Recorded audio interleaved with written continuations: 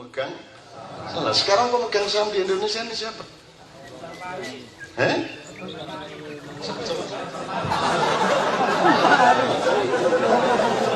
Hotman Paris. Boros bah. Ya wis.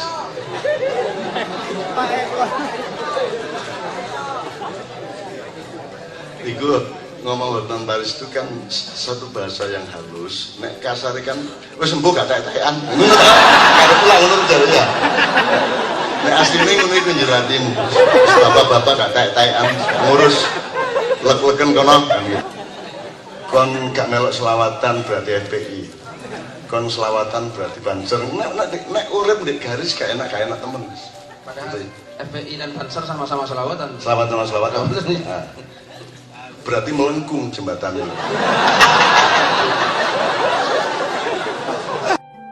Allahumma sholli ala sayyidina Muhammad. Tambahan-tambahannya tolong nanti Mas Saiful. Misalnya zaman dulu, misalnya gini, kalau yang terakhir misalnya dari Sabrang ya ada urusan garis, urusan bidang, urusan bangunan, urusan ruang, kan gitu ya. Anda harus sampai ke tingkat cara bersikap sebagai ruang, cara berpikir sebagai ruang, ya, cara berkepribadian sebagai ruang. Meskipun Anda tetap harus punya bangunan, harus tetap berpikir bidang dan garis. Pilpres itu garis apa bidang apa bangunan apa ruang? Garis. Garis itu set ngene iki kene sapa? Jokowi sing kene akon dipanjer nek kene iki. Noleh rene dilokno sing kene, noleh rene dikaji paido sing kene. Ngono gak enak urip di garis ini. Kita mbak. Kon FPI ta Banser. Kon gak melok selawatan berarti FPI. Kon selawatan berarti Banser. Nek urip di garis gak enak temen. Padahal FPI dan Banser sama-sama selawatan. Selawatan sama selawatan. Nah, berarti melengkung jembatannya.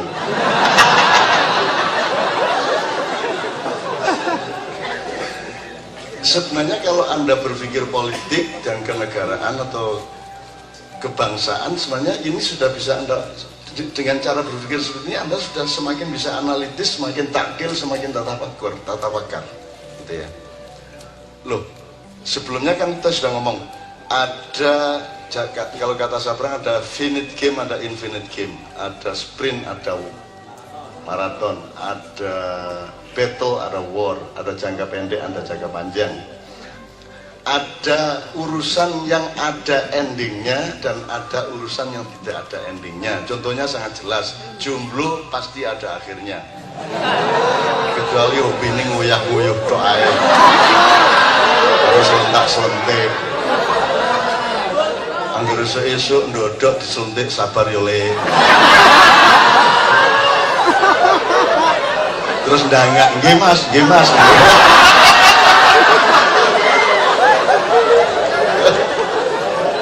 Senengnya ada soal situ dia. Minggu telah praktek nominasi. Tuh, oke. Ya. Pilpres garis. Kalau kita berpikir bidang, loh sebenarnya apakah dua orang calon itu adalah putra terbaik Republik ini? Nah, kalau kita berpikir bidang ternyata banyak. Bahkan mungkin bukan putra terbaik. Contoh dari dua orang yang sangat bernafsu, sementara lainnya tidak bernafsu, bisa juga. Cakarmu, ini jangan nesu-nesuan. Setiap orang berhak untuk menganalisis. Meskipun tidak perlu diomongkan ke semua orang, dilihat relevan tidaknya. Nanti kita sampai ke pedoman Al-Quran. Apalagi Saiful, apalagi ya kira-kira yang resume terakhir, 2 lagi, 3 lagi kira-kira yang sudah kita pelajari bersama. Masalah dakwah. Qurannya nanti Pak. Nanti maksud saya yang cara berpikir umum. Kemarin di sebuah acara yang di luar Ma'iyahan, saya itu mulai aku ki lagi mbantah kabeh, cuman sing tak omongno nggar didik cek gak nemen-nemen oleh loro ati dan kaget. Aku ki mbantah Bung Karno, mbantah Presiden kabeh, tapi turute janjane tapi aku hati-hati, aku gak nemen-nemen lah. Mungkin ono sing tak simpen sampai di akhirat ya gak tak omongno. Tuh, engko dadi bias apa meneh kok dipotong-potong kayak di YouTube sampai turute gitu ya. Jadi misalnya kemarin saya berpikir gini, full. Mari kita berpikir universal. Oh, gak ono universal. Sing ono iku universal barat dan universal timur. Mulai tak buka ini. Nggak ada universal tok, itu nggak ada. Yang ada universal barat atau universal timur.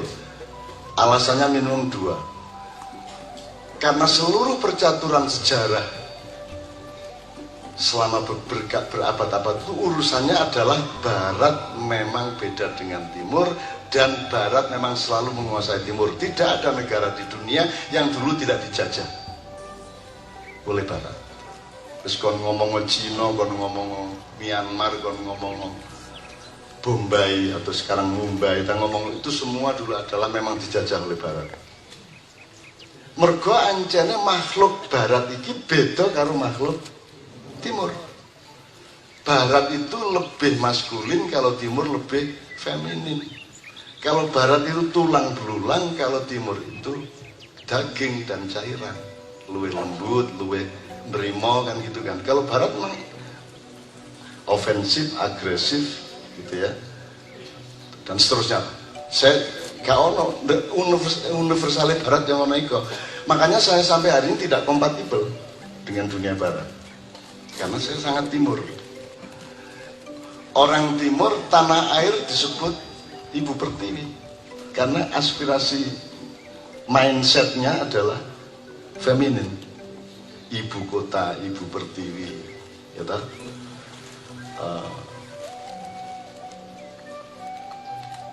Buat apa ya? Tanah ini bagi orang timur kan putri, Siti. Ya, mulane anakmu jenenge Siti. Artinya tanah dan seterusnya. Umul Kuro. Umul Kuro ya. Oke, ini contoh aja tapi tidak saya jelaskan sekarang. Ini banyak sekali semuanya. Urusan nanti kalau sudah sampai ke masalah pragmatis, saya juga ikut pusing karena Anda bisa jawab Indonesia itu tak terus mau. Kon saiki tak takoni.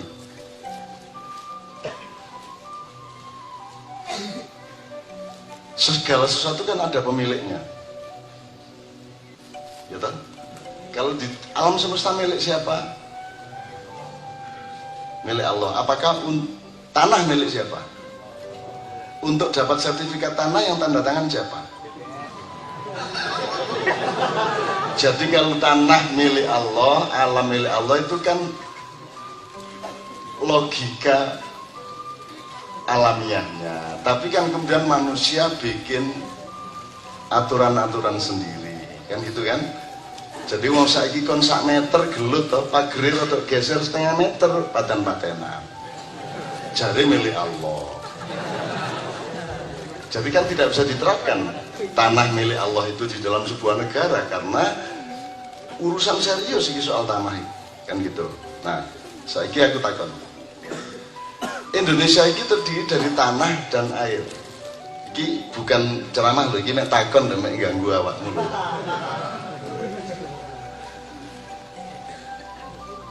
Ini kan kekayaan utama dari bangsa Indonesia, yaitu tanah air dengan isinya, laut dengan isinya, darat dengan isinya, gunung dengan isinya.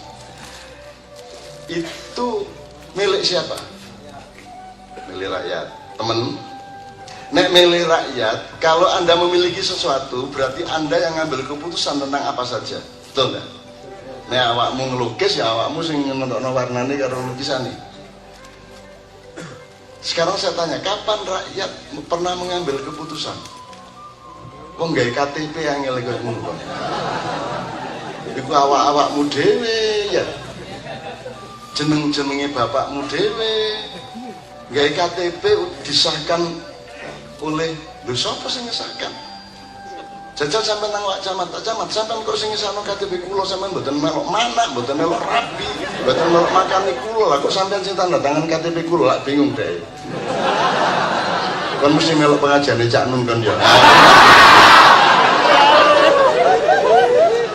Nah, aku nek kepengin awakmu iku aja nemen-nemen olehmu nyekel apa-apa koyo iku kebenaran yang bener-bener gak, kabeh iku relatif. Ya. Sekarang kalau memang rakyat memiliki saham atas tanah air Indonesia, saya tanya, kasih contoh satu kejadian di mana rakyat mengambil keputusan tentang tanah air. Apa? Rabi. Loh, rabi hubungannya karo tanah air lho, iku tanah-tanahmu dhewe, pacul-paculmu dhewe. Bolongan-bolonganmu dhewe. Ya toh?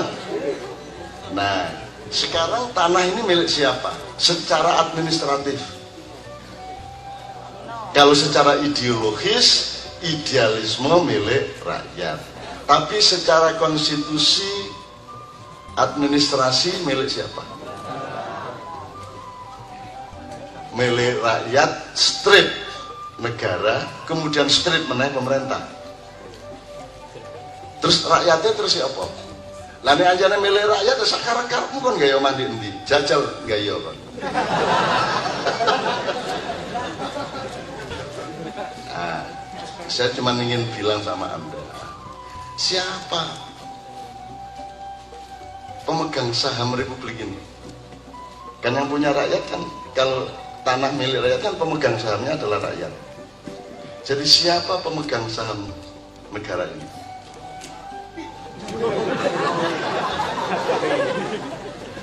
Sabar. Kon takono presiden, takono DPR, takono ahli hukum di Indonesia, jajal iso jawab.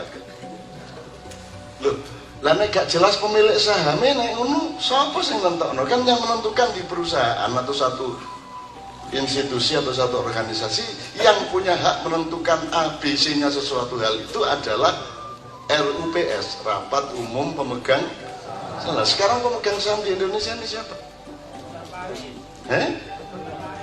Siapa? Hotman Paris. Bonas bah. Ya wis.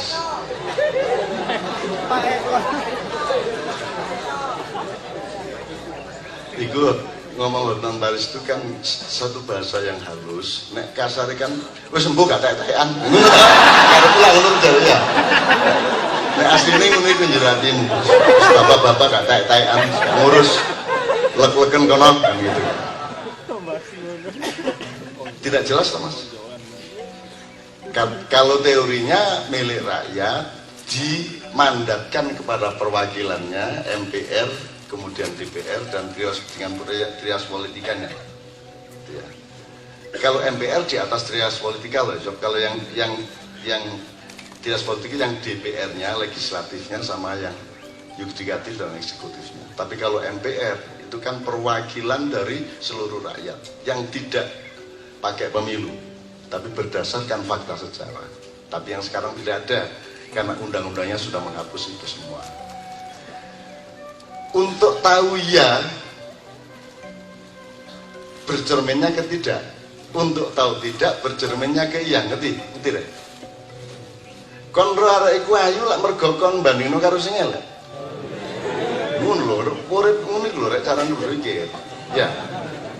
Kon ngarani irung iku kok pesek mergo standarmu irung rada luwih dawa titik timbangan sing kok delok. Lah ngono ya. Mulane arek wedok jare sabar nek dibilang oh sing jilbab jambon rada pesek iku. Areke tersinggung. Jare Sabrang, Anda tersinggung dilokno pesek iku mergo pesek iku elek. Apa mergo menurutmu pesek iku elek? Mergo menurutmu pesek elek. Mulane kono aja adik tergantung omongane wong liya. Nek menurutmu apik, bah wong liya ngomong elek babar. Nek kon lemu awakmu terus ana wong liya kok lemu kon lho, sing apik lemu ngono. Selesai masalah. Selesai masalah. Pasti lah beres yang ngono. Karena Anda terlalu terganggu oleh pendapat orang lain. Dan awakmu kuat dengan pendapatmu lah beres sih. Ya kon niku anjene terlalu tertekan oleh orang lain. Tidak mandiri. Tidak mandiri. Dilakno pesek ngersulo, dilakno melarat ngersulo. Kon dilakno kon kok kedian kok gak maju-maju kon. Kedian kok motormu gak ganti-ganti. Kira-kira dari apa? Ya kon jawabmu. Terus bedane motor nyar karo gak nyari apane? Apa nih? Tumpakane. Kon lapo kadek tuku nyar wong akhire yo lawas. Kon lapo kadek tuku motor enak tumpakane wong mben dilungkas yo gak enak meneh. Mbok wis saiki ya gak ngenteni mben saiki gak enak. Ini model lu terus enak sih udah. Kalau nek bandel ngono enak uripmu. Aku terlalu cengeng. Dirasani ngene ngersulo, dirasani ngene ngersulo lak ngono. Iya, ya ku lha padus. Wong kok ya keringetan meneh.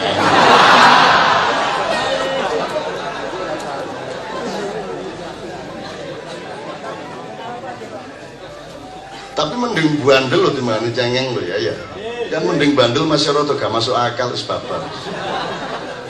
Nek ana wong sugih takonono, misale ana sapa konglomerat di Surabaya duwike upamane 5 triliun tak oke 1 triliun wis. 1 triliun di bank. Terus dhek duwe omah pira, duwe toko, duwe mall, duwe apa ngono ya upamane ya. Takonono paranono, Pak. Duit sampean lah akeh. Niku carane nikmati ya napa niku? Pemangan sampean nggih mek koyo ngoten niku. Klambi sampean nggih mek situ sing sampean dawe. Sampean turune iku lak ya mek sak dipan to. Mas yo sampean iso tuku 100 ranjang, tapi lak turune mek sak ranjang. Dadi ya napa carane sampean menikmati? Cara menikmati duit sak niku lho ya apa? Kok mood? Ya apa carane menikmati lho wong mangan ya mek ngono iku tok. Ya toh? Bojomu ayu gawe apa? Wong kok enak gak enak dudu ndek raine kok. Ya ta gak?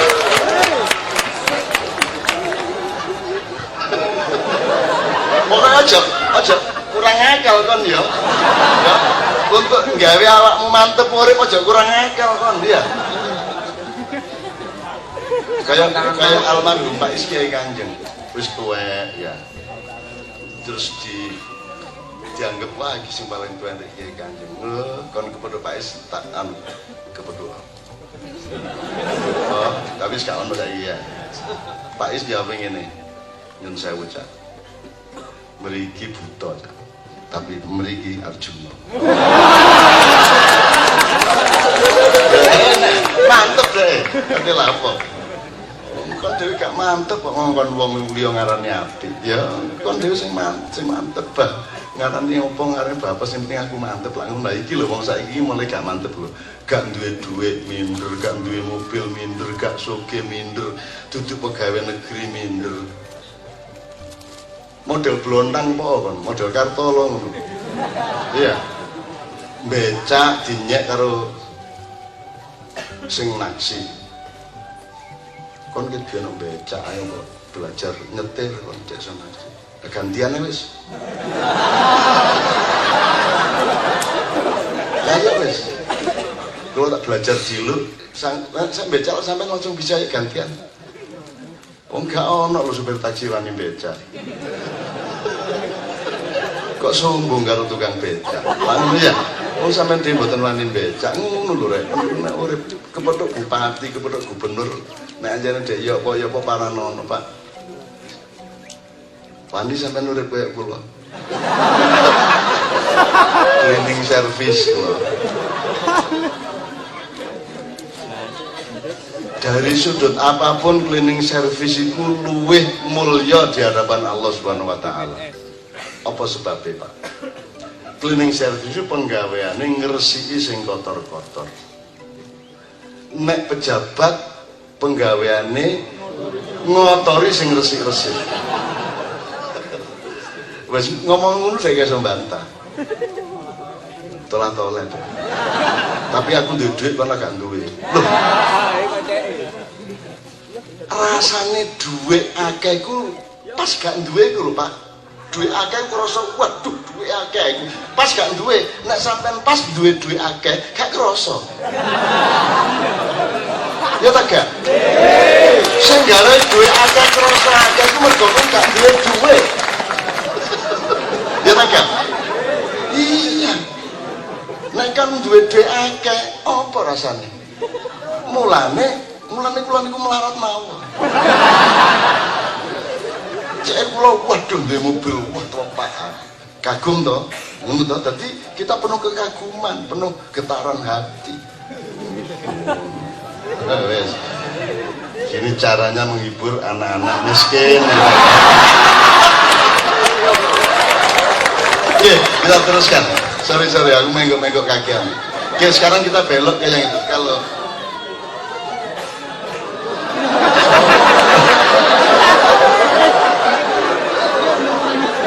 kan itu nangis lah yang itu.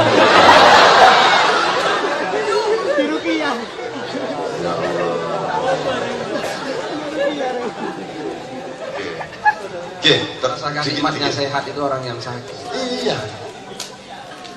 Tidak ada makanan yang lebih enak melebihi yang dirasakan oleh orang yang lapar. Betul enggak? Wis to masih mek tempe rada bosok-bosok dede. Nek kon lesu, enak karo-karo. Dadi sing apik iku melarat ta sugih.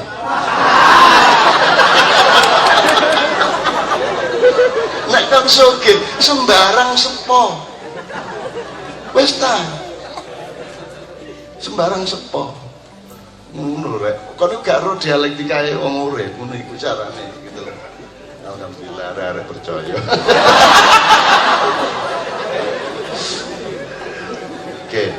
Oke, sekarang soal tadi itu Pak ya. Kita cara dulu kan di Islam ada 4 jalan, sabil, syari, thoriq, sirat. Dulu saya bukan menafsirkan, saya mentadaburi aja. Kalau urusannya dengan orang yang masih jauh itu sabil. Jangan ngomong syariat dulu, jangan ngomong thariqat dulu, apalagi siratal mustaqim. Ojo kon kepethuk kancamu Katolik terus Mas. Kayak ana ustaz sapa sing mengkafirkan Deddy Corbuzier. Kalau memang are-are itu ya wis apa-apa lah ya ojo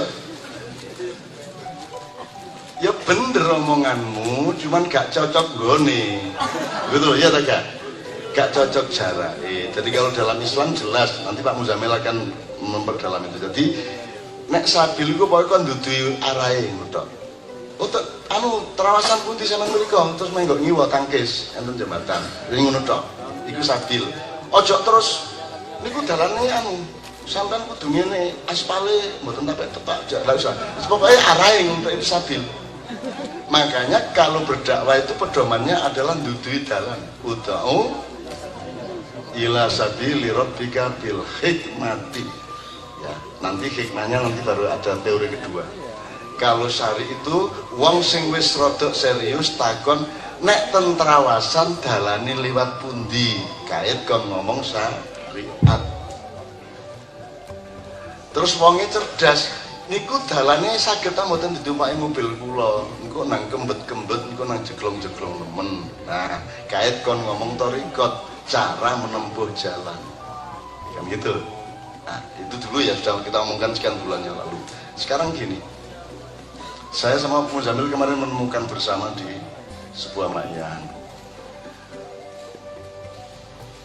Kalau Anda jaraknya masih jauh sama orang lain, misalnya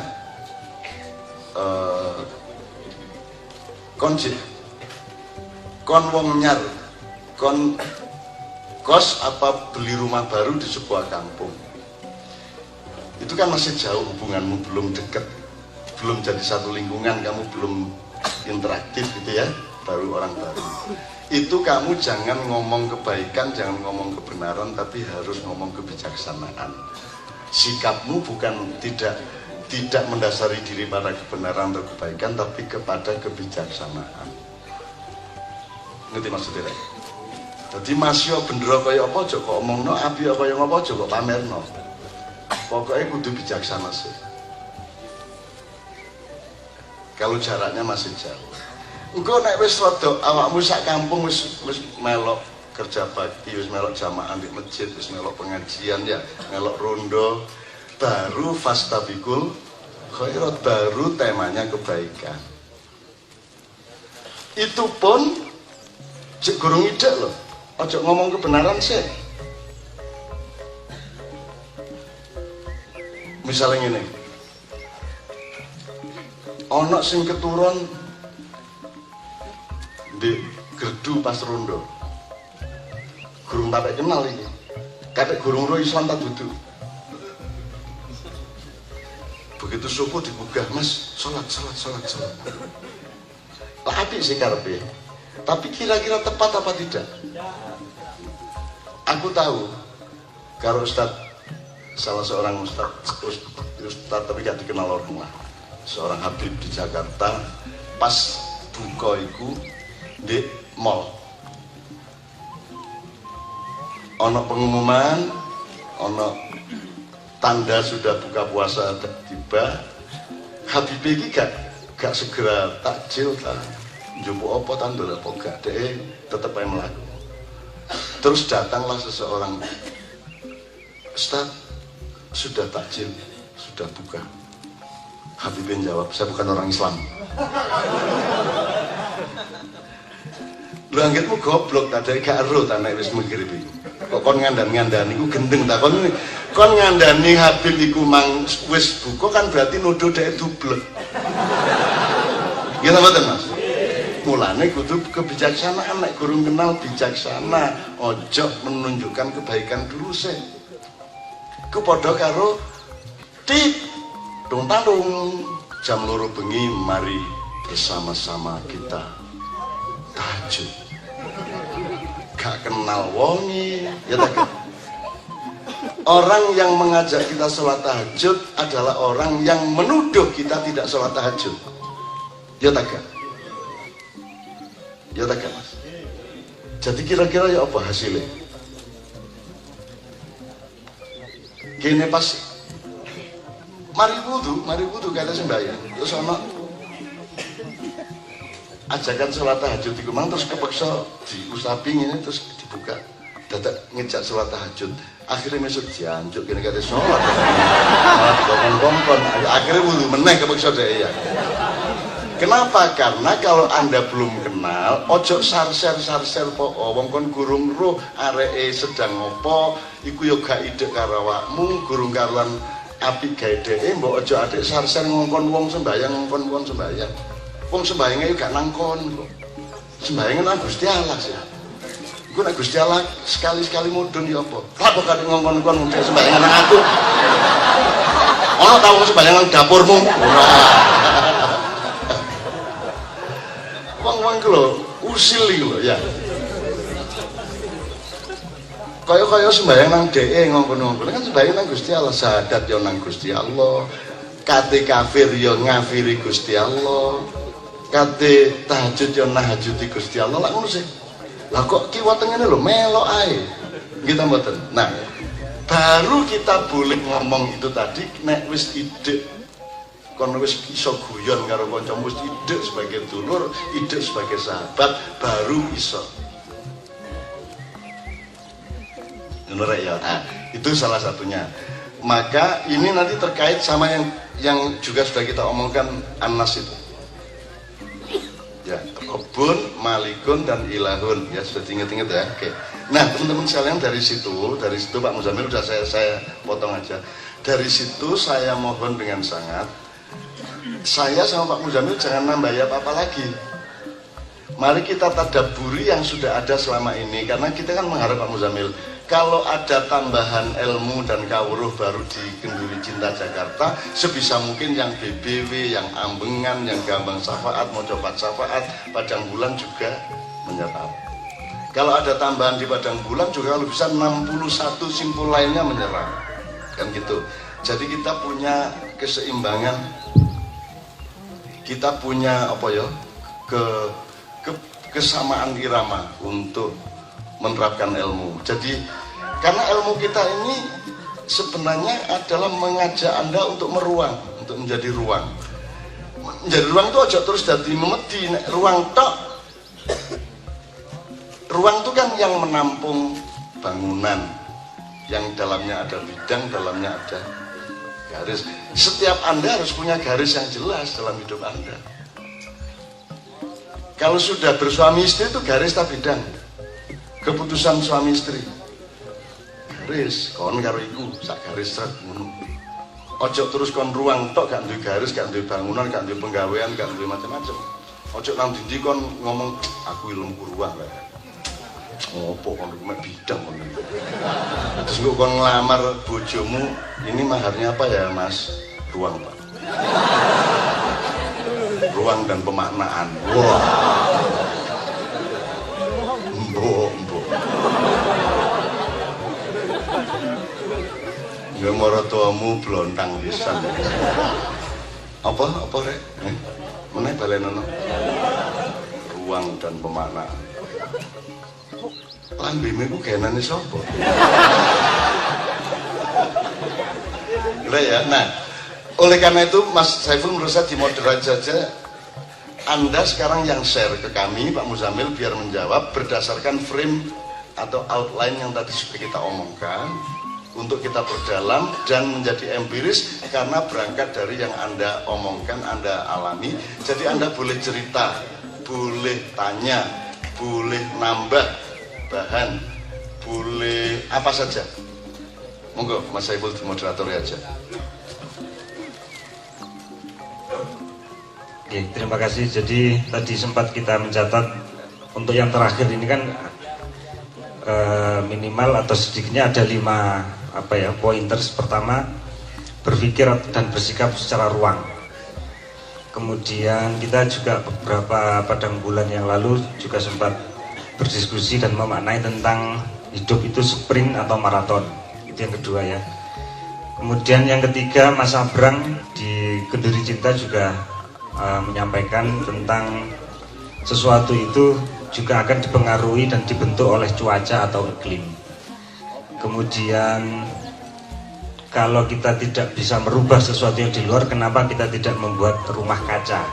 Jadi lingkar yang saling mengamankan dan menyelamatkan. Itu idiomatiknya sangat bagus, rumah kaca. Kemudian beberapa sinau bareng pada beberapa minggu yang lalu kita juga sudah belajar tentang kecerdasan kolektif. Jadi ada kecerdasan individual, ada kecerdasan kolektif. Sementara yang diagung-agungkan oleh sebagian banyak orang adalah kecerdasan kolektif. Sebagaimana tadi sempat dan disinggung oleh Mbak Nun, sholat khusyuk itu prestasi. Padahal itu masih dan sebatas atau terbatas pada prestasi yang bersifat individual. Sementara output dari sholat itu sama sekali tidak dijadikan parameter untuk mengukur kecerdasan kolektif. Dan masih banyak lagi, itu yang 5 yang sempat kita catat untuk sesi ini. Dan monggo teman-teman sudah mulai bisa menginventarisir cerita, pengalaman atau banyak hal, bisa bertanya, bisa merespon seperti yang sudah kita singgung di awal tadi, untuk nanti bisa kita diskusikan bersama-sama. Allahumma sholli ala Sayyidina Muhammad.